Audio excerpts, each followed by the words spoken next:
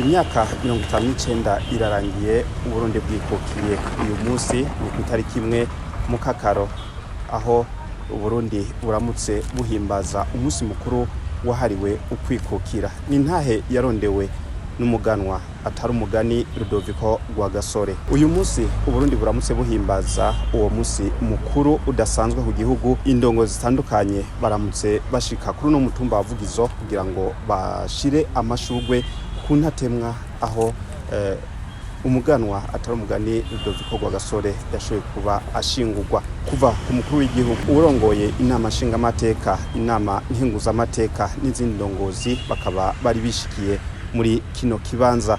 Eka sabo gusa, hari n'abaserukira ibihugu vyabo bakaba nabo nyene bari muri kino kibanza, aho mbere umukuru w'igihugu yaciye ashira ingori z'amashurwe ku ntatemwa y'umuganwa Rudoviko Rwagasore.